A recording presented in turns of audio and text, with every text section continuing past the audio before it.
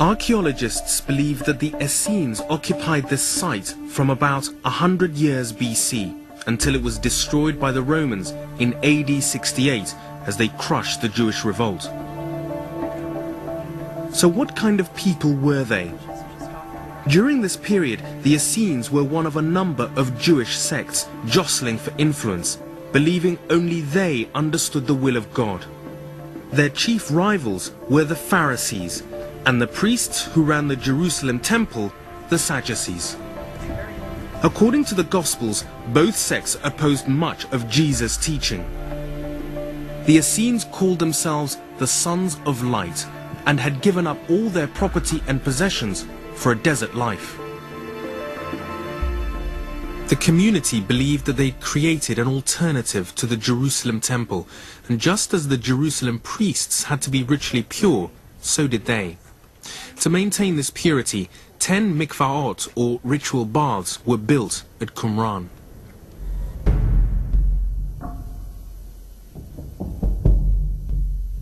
This ritual bath has low partitions running down the steps. The idea is that you are separating the impure from the pure. That is, you're walking down one side of the partition impure, immersing yourself in the water, and coming back on the other side of the partition purified. See, and that's where I'm sitting here now, this line going down. Exactly right. So this idea of purity was what? I mean, a cleanliness issue, or? It has nothing to do with cleanliness or hygiene in the modern sense of the word. Instead, we have certain categories of things which, if you come into contact with them, will render you ritually impure, ranging from mildew on the walls of houses to lizards to corpses. Now, if you came into contact with something like this, the way to purify yourself is to immerse yourself in a ritual bath. The idea of Jewish ritual purity is central to the lifestyle of this community. In one of the largest rooms at the site, Roland Deveau found what he believed to be the wreckage of mud brick tables and benches, possibly used by Essene scribes. Now, the reason Deveau identified this as a scriptorium is because mixed in with the debris, he also found inkwells. And the presence of inkwells is rare on archaeological sites in Israel, and so that suggested to Deveau that the room must have been used as a writing. Was there anything, besides what you've described, that can tell us about the scrolls and the way they were written, or anything else about? Well, our best evidence is the furniture itself. Right. If you think about the preparation of scrolls, what are they doing? They're taking individual pieces of processed animal hide, parchment, and putting them together side by side to form a scroll.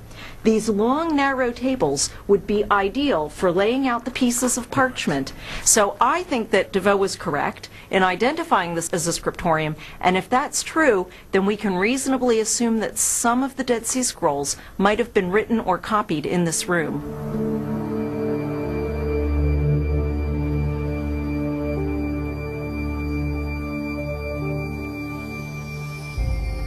The Essenes had been expecting trouble from the Roman army, and that's why they kept the scrolls hidden in caves.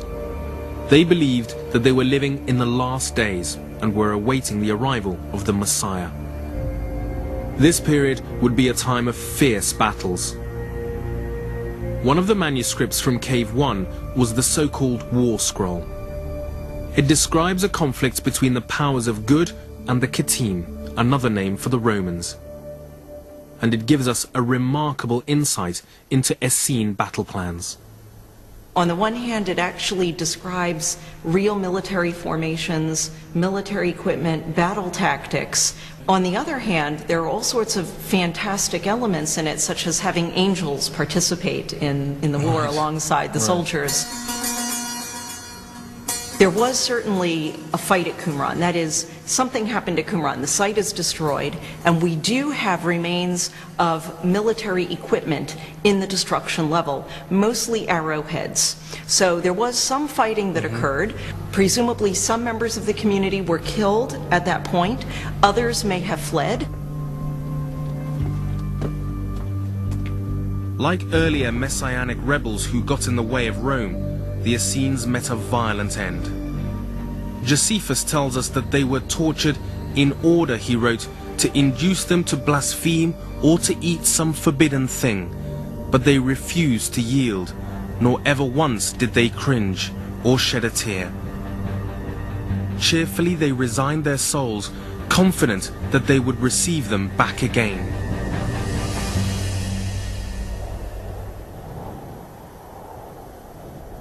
Qumran was never resettled, and the Essenes disappeared from the pages of history. The more I hear about them, the more I want to see this legacy they left behind on parchment and papyrus. Very few of the Dead Sea Scrolls are on public display. Because of their fragile state, most are stored safely in Jerusalem, my next destination.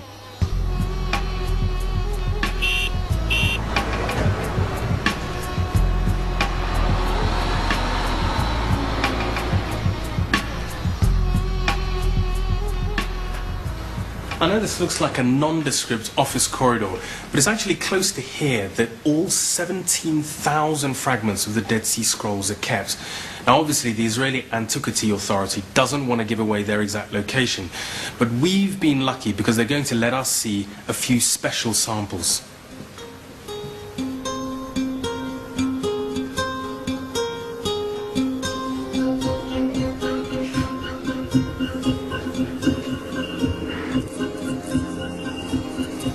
So this will be the first scroll that we'll show you. Okay. It's a beautiful piece from the Psalm scroll that was discovered in Cave 11. It's very exciting.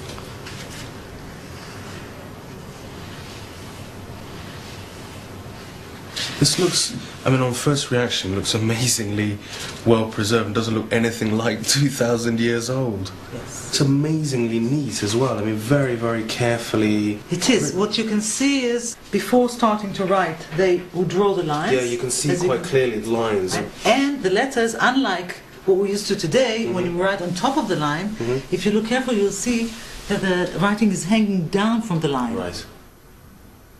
The scroll features two alphabets, the square Hebrew script still used today and the older Paleo-Hebrew used when the scribe wrote the name of God to indicate the importance of the word and also that it shouldn't be pronounced. So this is part of Psalm 119, and this is how it reads in Hebrew. Tuv ta'am v'dat lemdenu ki b'mitzvotecha he'emanti. Teach me wisdom and knowledge, for in your commands I trust. So how did you feel when you were able to, as you say, I mean, 2,000 years on, able to look at this scroll or any other fragments and read it? Well, to me, this is what the scrolls are all about. And I'm a religious person, so to me, it's like, you know, I open the Bible and I look at the scrolls and it's one and the same, and so I can feel the history. Penina showed me a portion of the Book of Deuteronomy. 30 copies were found in the Qumran caves, making it amongst the most popular books of the community. It contains one of the most famous passages in the whole Hebrew Bible, the Ten Commandments. Here it says, honor thy father and thy mother, kabed et avicha v'et imecha, leman yarichun yamecha, so that you will, your life will lengthen. Now, one of the challenges is that these scrolls survived for 2,000 years out in the desert, in those caves. Question is, how do you make sure that they survive for another 2,000 years? Okay, so the best for them would be to take them back and bury them in the caves. Right. But of course that's not going to happen. Not going to happen, and therefore we monitored the caves. We monitored them summer, winter, day and night, and came to an average of what the best humidity is and what the best temperature is. And of course, to recreate the conditions in the what caves. we tried to do was to recreate the conditions in the caves, and we keep them, as I said, in total darkness, and that's how they're kept.